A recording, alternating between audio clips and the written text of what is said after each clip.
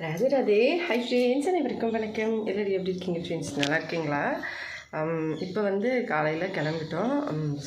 7 மணி ஆகுது. பசங்க சின்னவனுக்கு எக்ஸாம் முடிஞ்சது, அவன் ஸ்கூல் போகல. பெரியவனுக்கு மட்டும் எக்ஸாம் இருக்குது இன்றைக்கி. அவன் கிளம்பியிருக்கான். அம்மா வீட்டில் இருக்காங்க, சாமிக்கு பூ கட்டிகிட்ருக்காங்க. இப்போ நான் கிளம்புறேன். ஹஸ்பண்ட் ரெடி ஆகிட்டார். இன்றைக்கும் என்ன நடக்க போகுதுன்னு தெரியல. கடை தேடி 15 நாள் மேலேயே ஆகிடுச்சு. இன்றைக்கி மறுபடியும் அதே வேலை தான். பார்க்கலாம், கடவுள் புண்ணியத்தில் இன்றைக்கி ஏதாவது செட் ஆகும் மனசுக்குள்ளே தோணுது. ட்ரை பண்ணலாம். சின்னவருக்கு எக்ஸாம் முடிஞ்சது, அதனால் ஒரே ஜாலி. படுத்துட்டு ஃபோன் பார்த்துட்டு இருந்தான். ஃபோன் வாங்கிட்டு சரி கிளம்பலான்னு பார்த்தா, ஹஸ்பண்ட் எங்கள் மாமியார் அவங்க பொண்ணு வீட்டில் விட்டுட்டு வரதுக்கு கிளம்பியிருக்காங்க. அதாவது நாத்தனார் வீட்டுக்கு. ஆல்ரெடி ஒரு நாள் போயிட்டு வந்தாங்க. இப்போ மறுபடியும் அவங்க கிளம்பிட்டாங்க. ஒரு சின்ன வேலை இருக்குது, அதனால் நான் அதை அப்புறமா சொல்கிறேன். இப்போ அம்மா பூ கட்டிட்டு இருந்தாங்க. மாமியார் போயிருக்கனால ஆக்சுவலாக வீடியோ எடுக்கிறேன்னு அம்மாவுக்கு தெரியாது. நான் என்னமோ பண்ணுறேன்னு நினச்சி பார்த்துக்கிட்டு இருக்காங்க. ஆனாலும் ஏதோ பண்ணுறேன்னு நினச்சிட்டு கீழே பார்த்துட்டு இருந்தாங்க. பூ கட்டிகிட்டு இருந்தாங்க. நான் சரி கட்டிவிட்டு அம்மா போய் கோயிலில் கொடுத்துட்டு வந்துட்டாங்க. அம்மா இந்த மாதிரி தான் ட்ரெஸ் பண்ணுவாங்க. ஒடிஷா வந்தாங்கன்னா அம்மாக்கள் எதுவும் யாரும் சொல்ல மாட்டாங்க. நிறைய பேர் கேட்டிருந்தாங்க, அம்மாவும் தலையில் துணி போடணுமான்னு. அப்படியெல்லாம் இல்லை. அம்மா இப்படி வேணால் இருக்கலாம். என்றைக்கு எங்கள் மாமனார்கிட்ட திட்டுவாங்க போகிறோன்னா தெரியல. அம்மா நிறைய வேலை செஞ்சுக்கிட்டு இருக்காங்கன்னு சொல்லி, சரி திட்டும்போது பார்த்துக்கலாம், இப்போதைக்கு நல்லா ரெஸ்ட் எடுக்கலாம், சாப்பிட்டு அப்படின்னு சொல்லி எதுவும் சொல்லலை. அதுக்கப்புறமா ஸ்கூலுக்கு வந்தேன். ஏன்னா ஸ்கூலில் கேட்கணும்னு நினச்சிட்டு இருந்தேன். சர்டிஃபிகேட் எப்போ கிடைக்கும் அப்படின்னு சொல்லி நான் போயிட்டு அவங்களுக்கு வணக்கம் சொல்லி பேசினேன். இந்த குருமா, அதாவது டீச்சர் நல்லா பாடம் எடுக்கிறாங்க. அதை நான் சொல்லியிருந்தேன் இல்லையா, அவங்க புதுசாக வந்திருக்காங்க. இவர் தான் அந்த சாரு. பாருங்கள் எப்படி எக்ஸாம் நடக்குது பசங்களுக்கு. அவர் எப்படி என்ன பண்ணிக்கிட்டு இருக்காருன்னு உட்கார சொன்னார். எனக்கு இல்லைங்க சார், வெளியில் போகணும்னு சொல்லிட்டு பேசிகிட்டு இருந்தேன். வாயில் வேறு பாக்கு போட்டுக்கிட்டு உட்காந்துருக்காரு பசங்க முன்னாடி. அதுக்கப்புறமா ஃபோன் வச்சுட்டு என்னென்னு கேட்டார். இந்த மாதிரி எப்போ சர்டிஃபிகேட் கிடைக்கும் அப்படின்னு சொன்னேன். எக்ஸாம் போர்டு எக்ஸாம் அப்படின்னு சொல்லிட்டு கண்டிப்பாக ஏப்ரல் ஆகிடும் அப்படின்னு சொன்னாங்க. சரிங்க சார், நாங்கள் இந்த மாதிரி புவனேஸ்வர் போகிறோம். 2 பேரோட சர்டிஃபிகேட்டும் வேணும்னு கேட்டோன்னா அவர் ஷாக் ஆகிட்டார். ஓ சக்தி இதுமா அப்படின்னு கேட்டார். ஆமாம் 2 பேருக்குமே வா அப்படின்னாரு. ஆமாம் 2 பேருக்குமே தான். நாங்கள் புவனேஸ்வர் ஷிஃப்ட் ஆக போகிறோம் அப்படின்னு சொன்னேன். அதுக்கப்புறமா சரிங்க எப்படியும் ஏப்ரல் ஆகிடும் அப்படின்னு சொன்னாங்க.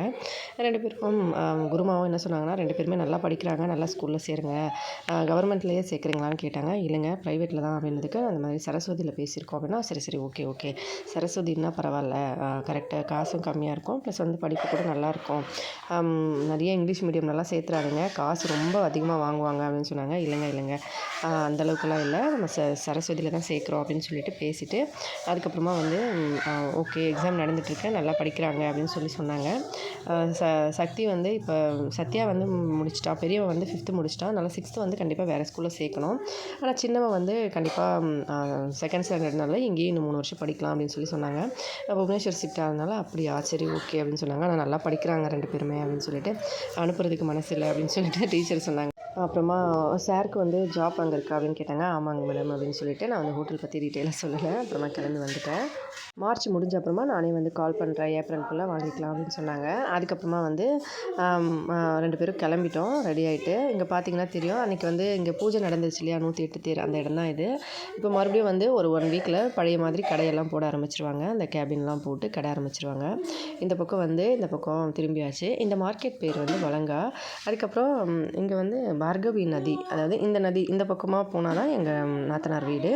இந்த நதி மேலே தான் நான் அடிக்கடி பஸ்ஸில் வரும்போது வீடியோ பண்ணுவேன் இல்லையா, அது அந்த பக்கம். இது பலங்கா மேலே அந்த நதி இங்கே இருக்குது. அதாவது இதே நதி தான் அந்த பக்கம் போகும் பூரி. அது பஸ்ஸில் போகும்போது சக்கிகோபால் அந்த பஸ்ஸில் போகும்போது வழியில் பார்த்துருக்கோம். நடுவில் நிறைய இந்த மாதிரி பிரிட்ஜ்லாம் இருக்கும். இங்கேருந்து கொஞ்சம் தூரம் போனோம்னா மார்க்கெட் எல்லாம் கொஞ்சமாக ரோட் சைடில் கடையெல்லாம் வச்சுருப்பாங்க. அதுக்கப்புறமா இங்கேருந்து பிப்பிலி வந்தோம். சாப்பிட்றதுக்கு ஒரு பொருள் கொடுத்தாங்க பாருங்கள். ஆனால் எப்போவுமே சாப்பாடு பொருள் நான் குறை சொல்லவே மாட்டேன். ஆனால் இந்த பட்டாணி குழம்பு என்னென்னே தெரியலை, நல்லாவே இல்லை. சரி பசிக்குது, காலையிலேருந்து எதுவும் சாப்பிடல, அதுவும் இல்லாமல் தைராய்டு டேப்லெட் சாப்பிட்டேன். எனக்கு ஆப்ரேஷன் பண்ணதுலேருந்து நிறைய பசி தாங்க முடியாது. சரி சாப்பிட்லான்னு சாப்பிட்டேன், நல்லாவே இல்லை. அதுக்கப்புறம் கொஞ்சம் நேரம் கழித்து லைவ் பண்ணியிருந்தேன். லைவ் முடிச்சுட்டு சிட்டி வந்த அப்புறமா ரொம்ப சரியான வெயில் பயங்கரமாக இருந்துச்சு. அங்கே ஒரு வீடியோ எடுத்துகிட்டு அதுக்கப்புறமா பாருங்கள் இந்த பஜார் எப்படி இருக்குன்னு. ஆக்சுவலாக இந்த இடத்துல சரியான ஹாரன் சவுண்டு. நான் மியூட் பண்ணியிருக்கேன் சவுண்டு. எக்கச்சக்கமாக ஹார்ன் அடிச்சுக்கிட்டே இருந்தாங்க. அவ்வளோ ரஷ்ஷாக இருக்கும். இந்த ஏரியா எப்போவுமே காலையில் டைமில் இப்படி தான் இருக்கும். நம்ம சென்னை சிட்டி மாதிரி ஒரே பரபரப்பாக இருக்கும். அங்கே மேலே தெரியுதுங்களா, இதான் ரசூல்கர் ஏரியா. இந்த இடத்துல தான் கடை பேசியிருக்கோம். இது பக்கத்தில் 2 இடத்துல பேசலாம் அப்படின்னு சொல்லியிருந்தேன். ரசூல்கர்னு சொல்லுவேன் இல்லையா, இந்த ஏரியா தான். ஆனால் மெயின் ரோட்லலாம் வாய்ப்பு இல்லை, உள்ளுக்குள்ளே தான் பார்க்கணும். அதுக்கப்புறமா இந்த இடத்துலேருந்து இன்னும் கொஞ்சம் உள்ளுக்குள்ளே போகணும். அந்த பக்கமாக எல்லாம் உள்ளுக்குள்ளெல்லாம் நல்லா சுற்றி நல்லா ஒரு 2:30 மணி கிட்டத்தட்ட ஆகிடுச்சு. அங்கேருந்து பார்த்துட்டு அதுக்கப்புறமா வரும்போது வழியில் ஒரு தர்பூசணி வாங்கினோம் பசங்களுக்கு.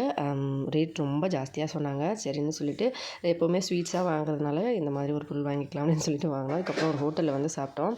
சாப்பாடு, அதுக்கப்புறம் டால்மா, பன்னீர் குழம்பு இதெல்லாம் சேர்த்துட்டு கொடுத்தாங்க. ஹஸ்பண்ட் கிட்ட வந்து நான் சொன்னேன், எங்க ஒரு சாப்பாடு வாங்குங்க 2 பேரும் சாப்பிட்டுக்கலாம், என்னால் சுத்தமாக சாப்பிட முடியாதுன்னு. ஹஸ்பண்ட் என்னாலையுமே முடியல, சரியான தலைவலிக்குது அப்படின்னு சொல்லிட்டு சொன்னார். அப்புறமா சரி வேண்டாம் 2 பேரும் வாங்கலாம் அப்படின்னு சொல்லிட்டு 2 பேரும் வாங்கி பாதி தான் சாப்பிட்டோம். அப்புறமா சாப்பிட்டுட்டு வீட்டுக்கு வந்துட்டோம். இன்றைக்கின்னு தெரியல என்னென்னு ரொம்ப ஹெவியான வெயில் பயங்கரமாக இருந்துச்சு. இது வந்து பிப்பிலி ஏரியா தான். அதாவது எங்கள் நாத்தனார், சின்ன நாத்தனார் இருக்காங்களா, அவங்க வீடு இங்கேருந்து பக்கத்தில் தான் இருக்குது. இந்த பக்கம் வந்தால் சொல்லியிருந்தாங்க, வீட்டுக்கு வர சொல்லியிருந்தாங்க. ஆனால் ரொம்ப பிஸியாக சுற்றிக்கிட்டே இருக்கிறதுனால கிளம்பல, அவங்க வீட்டுக்கு போகலை. இன்னொரு நாளைக்கு தான் பார்க்கணும். சாப்பிட்டுட்டு வீட்டுக்கு வந்துட்டோம். வரத்துக்கு 4 மணி ஆகிடுச்சு. காலையிலேருந்து சுற்றி வெயில் பயங்கரம், சரியான தலைவலி. அதோட வந்து ஹெல்மெட் போட்டுக்கிட்டு காலையிலேருந்து சுற்றி ஒரு மாதிரி ஆகிடுச்சு. ஏன்னா புவனேஸ்வர் ஏரியாவில் கன்ஃபார்மாக வந்து ஹெல்மெட் போடணும். அப்படி வந்து ஹெல்மெட் போடலைன்னா 1000 ரூபாய் ஃபைனு. அதோட வந்து ஏரியாவும் எவ்வளோ ரஷ்ஷாக இருக்குது நீங்களே பார்ப்பீங்க இந்த வீடியோவில். அப்படி இருக்கும்போது கண்டிப்பாக நம்ம சேஃப்டிக்கும் ஹெல்மெட் போட்டு தான் ஆகணும். ஒரு வழியாக வந்து கடை தேடி இத்தனை நாளுக்கு அப்புறமா ஒரு ஐடியா தான் வந்திருக்கு. அப்போ கூட கடை வந்து செட் ஆகலை. ஏன்னா எல்லா இடமே வந்து ரஷ்ஷாக தான் இருக்குது. நீங்கள் பார்த்தீங்கன்னா தெரியும் வீடியோவில் எவ்வளோ வந்து ரஷ்ஷாக இருக்குது அந்த ஊர்னு சொல்லி. கண்டிப்பாக ஒரு மெயின் ஏரியா கேபிட்டல் சிட்டின்னும் போது நம்ம கடை கிடைக்கிறது கஷ்டம்தான். அதோட வந்து கிடைச்சாலுமே 7000 8000 வந்து வாடகை. அது வந்து நமக்கு கண்டிப்பாக வந்து செட் ஆகாது. நம்ம புதுசாக கடை வைக்க போகிறோம். அதோட வந்து கடையும் வாடகை, வீடும் வாடகை, ப்ளஸ் புதுசாக பிஸ்னஸ் பண்ணுறோம், எவ்வளோ நாள் ஆகும்னு தெரியாது. அதனால் வந்து இன்னொரு ஐடியா ஒன்று வந்து ரெடி பண்ணியிருக்கோம். அது என்னென்னா ஒரு கேபின் வந்து ரெடி பண்ணணும் அப்படின்னு சொல்லியிருக்காங்க. கேபின்னா நம்ம வந்து காசு கொடுத்து தனியாக வாங்குற மாதிரி ஒரு 50,000 ரூபாய் 60,000 ரூபாய் அந்த மாதிரி செலவாகுமா. நம்ம வந்து புதுசாக ரெடி பண்ணணும்னா பழசாக வந்து செகண்ட் ஹேண்டில் வந்து வாங்கணும் அப்படின்னா ஒரு 30,000 40,000 அந்த மாதிரி ஆகும் அப்படின்னு சொல்கிறாங்க. அது வந்து வாங்கிட்டு நம்ம வந்து அதுக்குள்ளே வந்து கொஞ்சம் ஒர்க்கிங்லாம் பார்த்துட்டு கலர்லாம் பண்ணிவிட்டு அதை வந்து எடுத்துகிட்டு போய் வச்சுக்கலாம். அந்த இடம் தான் மெயின். ஆக்சுவலாக இன்றைக்கி நாங்கள் அந்த சுற்றின ஏரியாவில் ஒரு இடம் கூட கிடைக்கலங்க. ஆக்சுவலாக வந்து ரோட் சைடில் வந்து ஒரு 2-3 இடம் வந்து நாங்கள் செக் பண்ணி பார்த்தோம். ஒரு இடத்துல வந்து ஒரு வயசானவர் உட்காந்துட்டு இருந்தார். கேட்டு பார்த்தேன், இந்த மாதிரி கேபின் வந்து இந்த இடத்துல வைக்கலாமா, யார்கிட்ட பேசணும் அப்படின்னு கேட்டால் ஒரு இண்டஸ்ட்ரியல் ஏரியாவில் ஒரு கம்பெனி பக்கத்தில். அவங்க வந்து இங்கெல்லாம் வைக்க முடியாது, பாருங்கள் எங்கள் எதிரிலேயே ஒரு ஸ்டோர் வச்சுருக்காங்க. அவங்க கடையை வந்து ரெடி பண்ணி வச்சாங்க. ஆனால் இது வரைக்கும் ஓப்பன் பண்ணவே முடியலை, நிறைய பிரச்சனை பண்ண முடியாது அப்படின்னு சொல்லிட்டாங்க. ஒரு 4-5 இடத்துல விசாரித்தோம் கேபின் வைக்கலாமான்னு சொல்லிட்டு, எல்லாருமே வேண்டான்னு சொல்லிட்டாங்க. அதுக்கப்புறமா வந்து பிரச்சனை பண்ணுவாங்க, ரோட் சைடு போலீஸு அப்படி இப்படின்னு சொல்லி நிறைய பிரச்சனை சொல்லிட்டு இருந்தாங்க. சரி என்ன தான் பண்ணலாம் அப்படின்னு சொல்லி யோசிச்சுட்டு ஹஸ்பண்ட் வந்து தெரிஞ்சவங்க வந்து புவனேஸ்வரில் இருக்காங்க, அவங்களுக்கு வந்து சொல்லிவிட்டு அவங்க வந்துட்டோம். அவங்க வந்து ஹஸ்பண்ட் சென்னை வர டைமில் அவங்க வந்து புவனேஸ்வரில், அதுக்கப்புறமா கொஞ்சம் நாள் கழிச்சுட்டு அவங்க வந்து புவனேஸ்வரில் ஒர்க் பண்ணிகிட்டு இருந்தாங்களாம். அதனால் அந்த ஏரியாவில் பக்கத்தில் யார்கிட்டயாச்சும் தெரிஞ்சிருக்கும் அப்படின்னு சொல்லிட்டு கேட்க சொல்லியிருந்தோம். அவங்க வந்து கேட்டுட்டு வீட்டுக்கு வந்த அப்புறமா அவங்க வந்து ஃபோன் பண்ணி சொன்னாங்க, இந்த மாதிரி நான் ஒரு இடம் வந்து பார்த்துருக்கேன், அது வந்து பக்கத்தில் SBI பக்கத்தில் ஒரு இடம் இருக்குது, நான் சுற்றி வந்து நிறைய வந்து கடை இருக்குது. இன்னொன்று வந்து இண்டஸ்ட்ரியல் ஏரியாவில் ஒரு கடை இருக்குது. அதாவது இடம் மட்டும்தான், ஆக்சுவலாக இடம் மட்டும் கொடுப்பாங்க, நம்ம கேபின் போட்டுக்கணும். இண்டஸ்ட்ரியல் ஏரியாவில் ஒரு கேபின் போடுற அளவுக்கு இடம் இருக்குது. அவங்க வந்து SBI ஆண்ட வேண்டாம், நிறைய கடை இருக்குது, நீங்கள் வந்து இண்டஸ்ட்ரியல் ஏரியாவில் போடுங்க அப்படின்னு சொல்லி சொல்கிறாங்க. இண்டஸ்ட்ரியல் ஏரியானா நமக்கு கொஞ்சம் பயமாக இருக்கும். ஏன்னா வெறும் எல்லாமே வந்து கம்பெனிங்க அப்புறமா அந்த மாதிரி தான் ஏரியாவும். ஒரு பேங்க் பக்கத்துலனா ஒரு பஜார் மாதிரி இருக்கும், 4 பேர் வருவாங்க போவாங்க சாப்பிட்னா. அவங்க வந்து இண்டஸ்ட்ரியல் ஏரியாலுமே நல்லா ஓடும், ஒர்க்கிங்க்கு வரவங்கலாம் அவங்க வந்து சாப்பிடுவாங்க அப்படின்னு சொல்லி சொன்னாங்க. சரி எவ்வளோன்னு கேட்டதுக்கு, கேபின் வந்து நீங்கள் ரெடி பண்ணிக்கோங்க, இங்கேருந்து ரெடி பண்ணி கொண்டு வாங்க, புவனேஸ்வரிலலாம் கேபின் ரொம்ப அதிகமாக சொல்லுவாங்க, நீங்கள் வந்து அங்கேருந்து வீட்டிலேருந்து பக்கத்தில் வந்து இங்கெல்லாம் ஈஸியாக கிடச்சிரும், இங்கேருந்து ரெடி பண்ணி கொண்டு வந்துடுங்க. ப்ளஸ் வந்து அந்த இடம் மட்டும் நான் வந்து ரெடி பண்ணி தரேன், அந்த இடத்துக்கு வந்து யாரும் ப்ராப்ளம் பண்ண மாட்டாங்க. ப்ளஸ் வந்து அந்த கம்பெனியில் நான் பேசிப்பேன், அந்த எதிரில் வைக்கிறதுக்கு கரண்ட்டுமே வந்து நான் உங்களுக்கு வந்து சப்ளை வந்து வாங்கி தரேன், EB வந்து நமக்கு தெரிஞ்சவங்க இருக்காங்க அப்படின்னு சொல்லி சொன்னாங்க. அதனால் வந்து ஹஸ்பண்ட் அப்படியா கண்டிப்பாக கிடைக்குமானா, கண்டிப்பாக EBயோடு நான் சேர்த்து உங்களுக்கு கனெக்ஷன் பண்ணி தரேன், எனக்கு வந்து கொஞ்சம் கமிஷன் கொடுக்கணும் அப்படின்னு சொல்லி சொன்னாங்க. சரி வேறு வழி இல்லை, நம்ம இப்படியுமே மாதம் வந்து வாடகை கட்டி பண்ணுறதுக்கு நம்ம ஒரு கேபின் வாங்கிட்டாலுமே இப்போ அதே அளவுக்கு அட்வான்ஸ் கட்டுற அளவுக்கு வசதியும் அவசியம் நமக்கு அந்தளவுக்கு இப்போதைக்கு இல்லை. ஏன்னா 1 லட்சம் 1.5 லட்ச ரூபா வந்து அட்வான்ஸ் கட்டி நம்ம கடை எடுத்தாலுமே அது எப்படி இருக்கும்னு சுச்சுவேஷன் தெரியாது. இது வந்து கொஞ்சம் வாடகையும் ஒரு பிரச்சனை இருக்காது. நம்ம வந்து ஒரு 70,000 80,000 செலவு பண்ணிட்டோம்னா கிட்டத்தட்ட 1 லட்சம்னு வச்சுக்கலாமே. இப்போ புதுசாக கேபின் ஒரு 50,000 அப்படியே ஒரு 60,000 அப்படின்னு சொன்னால் கூட அவங்க எவ்வளோ கமிஷன் கேட்பாங்கன்னு தெரியலை. ப்ளஸ் வந்து அந்த இடத்துக்கு வந்து ஏதாவது வாடகை மாதிரி கேட்பாங்க போல். எல்லாம் சேர்த்துட்டு நம்ம அந்த கேபின் வந்து நல்லா கொஞ்சம் ரெடி பண்ணால் ஒரு ஹோட்டல் வைக்கிற மாதிரி, அதுக்குள்ளே வந்து ஒரு டிஃபன் சென்டர் மாதிரி செட்டிங்ஸ்லாம் வந்து ரெடி பண்ணி எல்லாம் பண்ணுறதுக்கு கொஞ்சம் எக்ஸ்ட்ராவே வாங்குவாங்க. ப்ளஸ் வந்து நம்ம சேர், அதுக்கப்புறம் டேபிள், இந்த மாதிரி ஐட்டம்ஸ்லாம் வாங்கணும். ஆனால் பரவாயில்ல, ரோட் சைடில் கடை வச்சாலுமே நல்லாயிருக்கும். இந்த மாதிரி வாடகை கட்டுறதும் கஷ்டம்தான். ஏன்னா கடை எப்படி வரும்னு தெரியாது. ஆக்சுவலாக ஒரு தள்ளுவண்டி ஸ்டேஜில் இந்த கடை இருக்கும். பார்க்கலாம் கடவுள் என்ன வழி காட்டுறேன்னு. ஆக்சுவலாக செவ்வாய்க்கிழமை வர சொல்லியிருக்காங்க. வீடுமே பார்த்தாச்சு. வீடு வந்து 6,500 சொல்கிறாங்க. இன்னொன்று வந்து 5,500 சொல்கிறாங்க. ரெண்டுமே வந்து சிங்கிள் பெட்ரூம். ஹால் பெருசாக இருக்கும். சிங்கிள் பெட்ரூம், கிச்சனோட சேர்த்து வரும். கீழே தான் வந்து வீடு பார்க்கணும். ஏன்னா அம்மாவுக்கு வந்து மூட்டு வலி இருக்குது அப்படின்றனால ஹஸ்பண்ட் வந்து மாடி மேலெல்லாம் வேண்டாம், கீழே வீடே பாருங்கள் அப்படின்னு சொல்லியிருந்தாரு. அவங்க வந்து பார்த்துருந்தாங்க. நாங்களுமே 2 பேர் பார்த்தோம்.